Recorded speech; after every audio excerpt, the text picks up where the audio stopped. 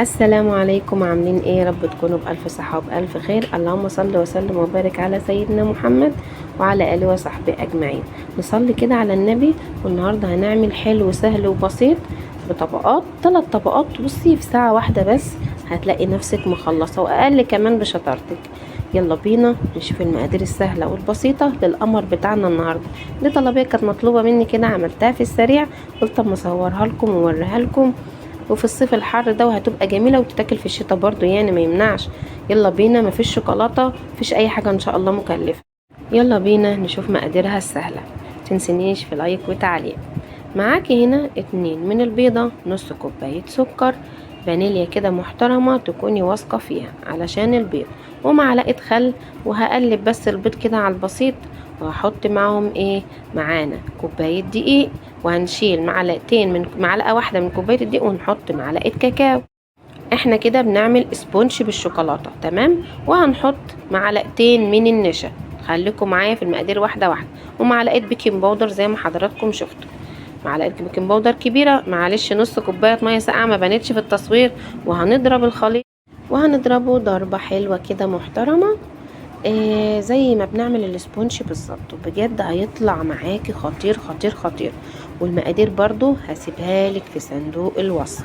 زي ما انت شايفة كده ما شاء الله، جميلة جميلة جميلة. فردنا ورق الزبدة ده 30 في 40، انا عايزاها رفيعة مش عايزاها تخينة. وهبتدي ألزق كده الطروف بتاعتها عشان ما تطلعش، وهبتدي انزل الخليط. هتخش على درجة حرارة 180 10 دقايق بالظبط، واقل كمان من 8 ل 10 دقايق. وهنحط الخلة كده هتلاقيها استوت، مش لازم نحمرها يا جماعة عشان ما تنشفش مننا. التنبيهات البسيطة دي هتطلع معاكي سبونج خطير. زي ما حضراتكم شايفين كده، المقادير بتاعت السبونج بجد جميلة جميلة وسهلة، احسن من الجاهز مليون مرة. هنا بقى حطيناها، وعقبال ما خلصت جبنا هنا معلقتين سكر او 3 معالق حسب الحاجة، ونص كوباية مية ساقعة، ونص كوباية كريم شانتيه. ضربناهم زي ما انتوا شايفين. ومعلقة الشوكولاتة دي هتوديها في حتة تانية خالص. داخلنا كده على شبيه الموز شوية، بس الموز طبعا بياخد شوكولاتة اكتر. بصوا ما شاء الله خرجت، شايفين الجمال؟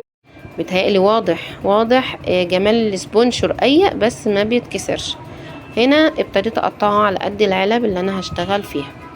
وهنا جبت معلقتين لبن وكملتهم بمية او ممكن مية وبس، ودوبت فيهم معلقتين عسل. وابتديت كده ارش الكيك بتاعنا عشان يبقى طري كده وحلو.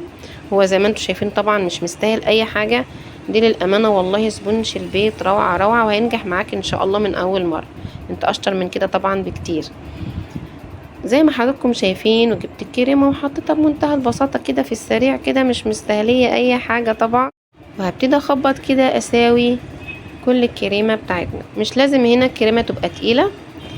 الصوص ده طبعا اللي احنا حطيناه انزل لك بيه في صندوق الوصف، انا عملته معاكم قبل كده، وطعمه بصراحة خرافة خرافة جميل جدا.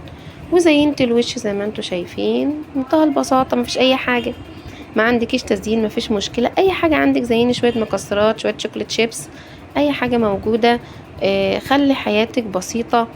ما تنسينيش في تعليق ولايك واشتراك. ويا رب اكون عجبتكم، ويا رب اكون عند حسن ظنكم. والف هنا وشفا، وتسلم ايديكي وتسلم ايدك، يلا تعملوا الف هنا وشفا على قلبكم. اشوفكم في فيديو جديد، باي باي.